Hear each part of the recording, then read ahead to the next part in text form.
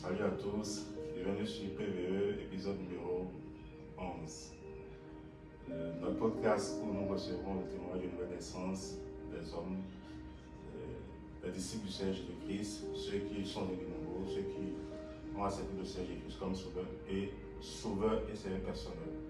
Aujourd'hui, pour cet épisode, nous recevons la sœur Dorcas Awangan qui va nous raconter son témoignage de nouvelle naissance. Bonjour mademoiselle Dorcas, comment allez-vous? Je vais super bien. Ça va, veuillez vous présenter au public. Alors moi je m'appelle Dorcas Davier Awangan, je suis disciple du Christ et il m'a placée dans la sphère des médias pour impacter les nations. Wow. Alors parlez-nous un peu de vous, de votre enfance, de votre adolescence du point de vue spirituel. Alors j'ai grandi dans une famille chrétienne et donc moi quand j'ai ouvert les yeux, mes parents étaient catholiques et avant que je n'aie mon CEP, on est devenu évangélique parce que mon père avait un problème et on lui a conseillé d'aller vers des églises évangéliques pour avoir la solution. Donc, il nous a embarqués tous, toute la famille, on est devenus chrétiens évangéliques à partir de mes 9 ans. Et donc, jusqu'à mes 22-23 ans, je suis restée enfant d'une famille chrétienne. Je n'étais pas encore chrétienne. Ok.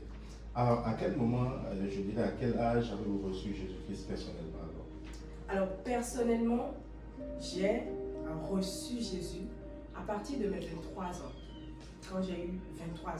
Alors, qu'est-ce qui vous a poussé à recevoir Jésus-Christ à vos 23 ans, alors que vous étiez dans une famille chrétienne depuis 9 ans? Quel a été le déclic? Alors, on va dire que le déclic est parti d'une histoire qui se passe souvent dans toutes les églises évangéliques qui se veut vraiment de Christ. La question du mariage. À un moment, j'ai senti qu'on voulait me pousser dans un mariage que je ne voulais pas ou qui ne m'était même pas destiné. Et là, j'ai vu des gens avec qui j'ai grandi, des gens sur qui j'ai cru que je pouvais compter au jour de la détresse, des gens qui étaient des modèles pour moi et qui pour moi vraiment étaient le modèle parfait d'un chrétien d'un bon chrétien, d'un chrétien né de nouveau. Eux tous m'ont tourné le dos. Eux tous. Et comme je le dis souvent, à cette époque-là, personne n'a misé sur moi sauf mon père. Il n'y avait que mon père qui avait misé sur moi, même ma mère, père à son âme. Donc, enfin, je rends vraiment grâce pour sa vie. Je bénis le Seigneur pour la vie de ma mère. Elle est une mère exemplaire, elle a donné tout ce qu'elle avait. Mais dans le temps, elle a été en fait à la maison, c'était elle qu'on envoyait en fait me charger. C'est pas spirituellement. Mais vous savez, nos mères, elles ont de cette manière-là de venir pleurer. Ah, si tu fais ça, ah, tu es une fille, tu es une seule fille. Si tu ne te maries pas, les gens vont dire que je n'ai pas été bien éduquée. Ils vont dire, ah, j'ai dit, hé maman, mais toi tu es mariée, il faut me laisser. Moi, je vais gérer mon truc. Mais en fait, à un moment, c'était comme si j'étais devenue la bête à abattre parce que j'ai refusé de rentrer dans ce type de mariage. Et là, j'ai compris qu'en fait, je n'étais pas encore née de nouveau. J'étais juste à l'église, j'avais beaucoup de responsabilités, oui surtout, j'avais énormément de responsabilités. Mais quand ça a pété à partir de cette affaire de mariage, je vous promets qu'on m'a démis de toutes mes fonctions. Et là, en fait, on m'a laissé seule face à mon destin. C'était chaud, mais je rends grâce à Dieu. Parce que si je n'avais pas pris par là, vous n'aurez pas cette Dorcas resplendissante, souriante et restaurée que vous avez aujourd'hui. Non. Vous aurez peut-être, je sais pas, vous allez peut-être lire mon histoire sur les réseaux sociaux. Oh, elle est décédée dans un mariage bizarre. Mais gloire à Jésus, alléluia. Et donc, c'est à partir de ce moment-là que j'ai commencé à chercher Dieu. Et vraiment de manière personnelle, de manière désintéressée, de manière vraiment déconnectée. Et pendant que moi, je pense que je cherchais Dieu, je pense que Dieu, il était là, il m'attendait juste, il voulait juste que, en fait, je détourne mon regard de tous ceux-là sur qui j'avais mis mon regard, tous ceux sur qui je pensais pouvoir compter, et que je me tourne vers lui. La seule personne qui donne tout, donnera tout et a tout donné pour que moi, je sois ici aujourd'hui. Et j'ai fait beaucoup de bêtises. Parce que à ce moment-là, j'ai dit, ah, mais si à l'église, on me fait subir ça, ben mieux, je retourne dans le monde. Hein. Et j'avais un pied dehors, un pied dedans. Un pied dehors, un pied dedans. À un moment, j'ai fui l'environnement de l'église parce que je me suis dit, bon, de toute façon, si je vais à l'église tous les dimanches et puis on me voit, ils vont encore commencer par me donner des conseils, ça va m'énerver encore. Donc mieux, je décale un peu. Donc j'ai décalé un peu, je suis allée me cacher encore quelque part et me voilà en train de fuir. Et pendant que je fuis, en fait, je crois que je fuyais aussi Dieu. Parce que à ce moment-là, j'ai compris que, en fait, tout ce qui concernait Dieu a commencé par m'énerver. Parce que je me suis dit, mais si les gens qui m'ont parlé de Dieu pendant toutes ces années, qui m'ont dit que Dieu est ci, Dieu est ça pendant toutes ces années, aujourd'hui ils se comportent comme ça, c'est que ça veut dire que Dieu là aussi il est comme ça. Alors que en fait Dieu, je vous dis que il n'y a pas papa plus responsable que celui dont on parle. Et donc, après 2 ans, c'est-à-dire entre mes 23 et mes 25 ans, j'ai vraiment fui. Moi-même, je savais que j'ai fui. Mais à un moment, je me suis arrêtée. Je me suis dit, Seigneur, je suis fatiguée de courir. Je suis fatiguée de courir. Mais là, je ne peux pas retourner en arrière. Je ne peux pas retourner dans cette communauté-là. Ils vont me tuer. Genre, c'est pas, ils vont me mettre une balle. Non, non, non. En fait, mais spirituellement, je serai plus down que je le suis actuellement. J'ai dit, je ne peux pas retourner en arrière. Et avec cette communauté-là, que je suivais depuis, je la suis un peu. Parce que j'aime bien la vibe, j'aime comment ils prennent vraiment à bras le corps, l'histoire des jeunes et tout. Je me suis dit, bon, je vais essayer. Si là-bas, il me fatigue, je fuis encore. Et c'est là que Dieu m'attendait. Et quand je suis arrivée, j'ai confessé Christ à nouveau. Je l'avais confessé il y a des années. Pendant 16 ans, j'ai joué les chrétiennes. Oui, je le dis vraiment sans avoir froid aux yeux. J'ai joué les chrétiennes pendant 16 ans. C'était pas profond. C'était pas profond, c'était juste un truc. Ah, il faut que les gens voient que tu es chrétienne, tu vas à l'église. Il faut que tu donnes le bon exemple. Mais au fond, pour la forme, c'était pour la merci, c'était juste pour la forme. Mais au fond, en fait, c'était. Est-ce qu'on est obligé? Et puis je suis jeune, je veux vivre ma vie, je veux vivre ma jeunesse. Et puis il m'étouffe dans les trucs comme ça, et c'était compliqué. Mais quand Jésus vient, en fait, quand il dit qu'il est à la porte et il est en train de taper à la porte, et si quelqu'un lui ouvre, il entre et il soupera. Quand vous lui ouvrez la porte, quand je lui ai ouvert la porte, j'ai vu en fait que la jeunesse que je voulais vivre là, c'était des conneries. Jeunesse que je vis maintenant, je dis là, c'est tout. Voilà. Alors, merci. Alors, quel est votre verset préféré? Alors, mon verset préféré, c'est Jean 3,16. Car Dieu a tant aimé le monde qu'il a donné son Fils, afin que quiconque croit en lui ne périsse point, mais qu'il ait la vie éternelle. Alors, dites-nous, comprenez votre verset. Pourquoi il est votre verset préféré? Alors, moi, je le comprends de cette manière-ci. Pour moi, ce verset veut dire, si j'étais la seule personne qui restait encore sur terre, Christ serait quand même allé à la croix pour moi. Dieu aurait quand même envoyé Christ venir se livrer pour mes péchés. C'est-à-dire que, en fait, les gens trouvent ça, c'est pensé un peu égoïste, mais moi, franchement, pour moi, c'est ça. Et quand je veux parler de Christ à quelqu'un, c'est comme ça que je commence. Si tu étais la dernière personne sur terre, Christ serait quand même allé à la croix pour toi. Imagine, quelqu'un qui vient souffrir pour ton péché. Donc, genre, lui n'a rien fait. C'est toi qui as fait tout le désordre, tout ce que tu veux. Tu as enchaîné. Et puis tu t'es éloigné de Dieu. Dieu, il est resté fidèle à son poste. Toi, tu t'es éloigné. Maintenant, lui, il cherche encore un moyen pour te réconcilier avec lui. Et il envoie son fils. Il n'a pas envoyé un ange. Il n'a pas envoyé un serviteur. Il n'a pas envoyé, je ne sais pas, un esclave. Non, il a envoyé son fils pour mourir à ta place. Franchement, pour moi, il n'y a pas plus grande preuve d'amour. Il n'y a pas plus grande manifestation de l'amour. En tout cas, à l'égard de l'humanité et à mon égard personnellement.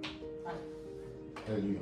Amen. Alors, d'après ce que vous venez de dire, un verset qui me venait en tête, c'est 1 Corinthiens 1,18 qui dit car la prédication de la croix est une folie pour ceux qui périssent, mais pour ceux qui sont sauvés, elle est une puissance de Dieu. Comment voyez-vous ce verset? Comment vous le comprenez? Déjà, parce que d'après votre dit, vous dites que Christ est venu mourir pour moi. Mais si pour certaines personnes, vous leur dites ça, ça va leur paraître de la folie parce que qu'est-ce qu'ils ont fait? Ils n'ont pas tué, ils n'ont rien fait de méchant. Et Christ est mort pour eux, on dit qu'ils sont des pécheurs, alors qu'ils font juste le péché que tout le monde font. Ils volent juste, ils mentent juste, ils ne font pas grand-chose. Et comment on dit qu'ils sont condamnés juste pour les péchés? Alors, j'explique ça de la manière dont le Saint-Esprit me l'a expliqué. Nous sommes nés d'un homme et d'une femme. Et ça, on appelle la nature adamique. La Bible dit que car tous ont péché et sont dépourvus de la gloire de Dieu. C'est-à-dire qu'à partir du moment où Adam a pris la pomme chez Ève, c'est-à-dire qu'à partir de ce moment-là, nous tous qui sommes nés d'hommes et de femmes, en tout cas, je ne sais pas pour vous, moi, c'est mon papa et ma maman, ils sont nés ensemble, et je suis née. Donc c'est Jésus seul qui est né vraiment de manière solo, vous comprenez, non? Sinon, nous là, nous tous là, tous les êtres humains, nous sommes des pécheurs. Issus de sang. Issus de sang et de chair, nous sommes tous des pécheurs. Et ça là, ça n'a rien à voir avec le fait que, mais un bébé de 2 jours, est-ce qu'il est pécheur? Il est pécheur. À partir du moment où il est né de la chair et du sang, c'est un pécheur parce qu'il a hérité de la nature pécheresse de Adam. Et notre deuxième Adam qui est venu arracher chacun d'entre nous de la gueule du péché, qui est venu nous justifier, c'est Christ. Et Christ, il ne demande pas beaucoup. Quelqu'un qui, en fait, c'est tellement facile. Le gars te dit, confesse juste, Seigneur Jésus, je te reçois comme mon Seigneur et Sauveur personnel. Je te donne ma vie, c'est tout. Il n'a pas dit, d'aller sauter, marcher sur le soleil, sauter d'un balcon, rien. Le gars dit juste de le confesser. C'est tout ce qu'il demande. Et lui, il viendra en fait changer notre nature pécheresse en nature justifiée, en la nature de Dieu. Cette nature-là que Dieu nous a donnée quand les hommes, enfin quand Adam a été créé avant le péché. Parce qu'avant le péché, Adam ne voyait pas par exemple qu'il était nu. Il ne connaissait pas le mal. Il faisait tout ce qui était bien. Il était de la nature de Dieu. Mais à partir du péché, où le péché est entré en l'homme, nous tous qui sommes nés de chair et de sang, nous sommes pécheurs d'office. Donc, péché que les gens ont fait, Caïn a fait, et puis il a tué son frère là. Si tu ne confesses pas Christ, toi aussi, tu es Caïn. Tu as hérité de la nature de Caïn. Du coup, il faut confesser Christ en fait, qui est envoyé pour nos péchés. Dieu a dit, qui enverrai-je? Parce qu'à un moment, il a vu que Dieu même s'est repenti d'avoir créé l'homme. Parce que tellement le péché s'est accru, tellement le péché a pris de l'ampleur. Et il s'est dit, mais comment je vais faire pour réconcilier ma créature avec moi? Et il s'est fait chair. Christ, c'est Dieu qui s'est fait chair, qui s'est fait homme, pour venir ici, nous montrer en fait comment lui, Dieu, il veut que nous vivions. Christ n'a pas péché, il a été homme, il a mangé, il s'est lavé, il a fait popo, il a fait tout ça, il est allé de ville en ville, il n'a pas péché. Il a passé 33 ans sur terre, mais c'est assez pour pécher. Aujourd'hui, un enfant de 2 ans peut mentir, un enfant de 3 ans peut mentir. Donc, en fait, il a eu tout le temps pour pécher, mais il n'a pas péché. Il est venu en fait nous montrer par sa vie qu'on peut vivre une vie sans péché et qu'on peut rester justifié même quand nous avons péché. Il suffit juste de rester accroché au sceptre qu'il est parce que nous sommes les sarmes. Alléluia. Amen. Alors, ce que vous dites c'est bien, mais si par exemple un cartésien l'écoute, quelqu'un qui aime raisonner l'écoute, il dira que tout ce que vous dites n'est pas, c'est sans preuve parce que c'est juste des paroles. Les écrits que vous sortez, les versets qu'on sort, c'est juste des paroles qui sont là et que rien ne prouve que ces paroles sont vraies. La parole de Dieu est vie et esprit, ou esprit et vie. Oui. Voilà. Donc, quand vous dites... Qu'est-ce qui vous donne l'assurance que ce que vous dites est vrai et que c'est juste pas du blabla? Ok, je vous explique. En français raté. On dit que la Bible dit, Dieu dit que la lumière soit et la lumière fut. Le jour là, en fait c'est basique.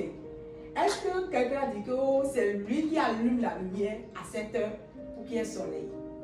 Est-ce que quelqu'un est venu nous dire que oh, c'est quand lui décide, il est trop fâché, et puis à 18h30, il éteint la lumière du monde, et puis il y a la nuit? Quelqu'un qui est assis quelque part là-bas, et quand il veut, il fait nuit. Quand il veut, il fait jour. Vous pouvez être à midi, et la pluie va commencer, tout devient noir. Vous vous demandez, ah, on est à quelle heure? En fait, moi j'ai compris que Dieu là, il est dans les choses que nous banalisons. La mer, par exemple, elle n'a ni début ni fin. Elle est juste là. Le ciel que nous regardons, enfin, ce qui est au-dessus de notre tête, parce qu'il y a beaucoup de ciel. On ne va pas aller dans ce débat, n'est-ce pas? Le ciel que nous regardons, est-ce qu'il y a quelque part dans ce monde où il n'y a pas de ciel? Vous voyez, on est tous cartésiens à notre niveau. À notre niveau, chacun à son niveau de cartésienneté. Oui, en fait, le véritable problème, c'est que même si vous dites ça, un cartésien dira vrai que c'est vrai qu'il existe une force qui permet à la Terre d'avoir la lumière qui a créé la mer. Mais le problème avec le cartésien, c'est qu'il dira qu'il ne croit pas que Jésus-Christ est mort pour ses péchés, qu'il ne croit pas que Jésus-Christ est Dieu, fait chair. Donc quand le cartésien dit ça, qu'est-ce que vous pouvez lui dire? Qu'est-ce qui vous confirme, vous donne cette assurance à vous, à 100% que c'est Jésus-Christ, le chemin de la vérité? Je prends à partir de votre fait. Oui. Jésus-Christ est le chemin, la vie et la vérité. Vous savez, on a connu d'autres dieux avant Jésus. Des gens qui se sont fait appeler Dieu. Même Bouddha a dit qu'il cherche la vérité, il n'a pas encore trouvé. Mais Jésus lui dit, je suis le chemin, la vérité et la vie. On est d'accord? Donc, entre quelqu'un qui dit qu'il cherche la vérité et quelqu'un qui dit qu'il a la vérité, je vous avoue, on est cartésien comme là. On n'a qu'à se dire la vérité. Oui, mais le problème avec le cartésien dira que Jésus-Christ est un homme qui peut toutefois mentir aussi. Non, Jésus est un homme, mais avec la plénitude de la nature divine. Jésus, il a été homme quand il était sur terre, parce qu'il devait nous montrer à nous, êtres humains, à nous qui étions ou qui sommes de nature adamique, comment vivre dans la justice de Dieu, comment vivre en tant que fils de Dieu, parce que nous sommes fils de Dieu. Il ne faut pas qu'on se croit, bon, moi là, mon papa, il s'appelle Arangan, donc je suis fille de Dieu, prêtée à Arangan. Mon papa me dit, c'est où? La casse est Dieu avec. Ok, mais je veux vous demander juste, qu'est-ce qui vous confirme que cela est vrai, que ce que vous dites est vrai? Juste, quelle confirmation que vous avez que ce que je dis est vrai? Puisque c'est juste des paroles. Quelqu'un d'autre peut aussi se lever, donner sa parole et utiliser sa parole comme votre parole. Mais qu'est-ce qu'il doit avoir quelque chose qui différencie, qui vous prouve, qui vous confirme dans votre tête et qui vous donne cette assurance que ce que vous dites là, c'est vrai, que c'est sûr à 100% que vous n'êtes pas en train de vous leurrer? Le Saint-Esprit en moi me confirme que c'est vrai. Ok, donc ça veut dire que pour confirmer toutes ces choses, Dieu nous a donné le Saint-Esprit pour montrer que pour attester ces choses. Yes. Et c'est lui qui produit en nous l'assurance que nous faire tout ce qu'on c'est lui qui nous convainc du péché, de la justice de Dieu et de tout ce qui a à voir avec Dieu. Ok, merci. Alors pour vous, que représente Jésus-Christ aujourd'hui? Que représente Dieu pour vous? Alors Jésus-Christ c'est mon tout. Jésus-Christ c'est mon Seigneur, Sauveur, mon grand frère, mon tout, celui-là par qui aujourd'hui je peux m'approcher du trône de la grâce avec assurance. Il y a quelques années, enfin ça on laisse vraiment le côté de la Bible a dit. Il y a quelques années, moi, je fuis en fait pour ne pas aller à l'église parce que je me dis, parce que je suis dans là, si Dieu me voit, quand il va donner sur moi, ça va être compliqué. Mais à partir du moment où j'ai laissé Jésus-Christ entrer, je lui ai dit, Seigneur, je suis fatiguée de courir. Pardon, il faut m'aider. Aujourd'hui, j'ai tellement l'assurance, j'ai tellement d'aisance, de facilité à aller dans la présence de Dieu. Et ça, même quand je sais que, donc ça que tu as fait là, c'est péché. Et pourtant, je cours pour aller, parce que de toute façon, à qui irais-je? À qui irais-je? Donc, Jésus qui est là, c'est lui seul qui me tient en fait connecté au Père. Et si on enlève Jésus, franchement, il n'y a plus rien. Alors, est-ce que vous pouvez nous dire concrètement en un mot, un peu plus de mots, ce que Dieu vous apporte, ce que Jésus vous apporte? Jésus m'apporte la paix. Cette paix que je n'ai pas trouvée dans tout ce dans quoi je suis allée me mettre quand je suis née. Cette paix que je n'ai pas trouvée quand je ne l'avais pas encore, quand bien même j'étais à l'église. Cette paix qui surpasse vraiment toute intelligence, qui ne me fait pas paniquer, quelle que soit la situation. Et franchement, moi, je donnerais tout pour garder cette paix-là. Alors, quel conseil avez-vous à donner à quelqu'un qui vous écoute actuellement, mais qui ne croit pas encore en Jésus, mais qui ne vient pas encore donner sa vie? Alors, pour quelqu'un qui m'écoute actuellement, qui n'a pas donné sa vie à Jésus ou qui ne croit pas en lui, je vais lui donner un conseil. Essaye. Si c'est pas bon, va te rendre aussi. Ok, alors, marcher sur la parole est-elle facile selon vous? Marcher sur la parole, ce n'est pas facile. C'est Christ qui nous capacite. Amen. Alors, que pouvez-vous dire à quelqu'un qui vit des moments difficiles dans sa foi ou à cause de sa foi actuellement? Alors, si nous traversons des moments difficiles à cause de notre foi, j'ai envie de dire à cette personne, ce n'est pas la fin. Ce n'est pas la fin. Et heureux est l'homme qui a été persécuté à cause de Christ. Parce que nous avons une grande espérance qui est la vie éternelle. Et pendant que vous souffrez, pendant que vous avez toutes les difficultés du monde à cause de votre foi, je voudrais en fait que vous restez focus sur l'essentiel qui est Christ. Parce que c'est vite arrivé de se concentrer sur nos problèmes, nos difficultés et détourner notre regard de Christ et oublier l'espérance que nous avons.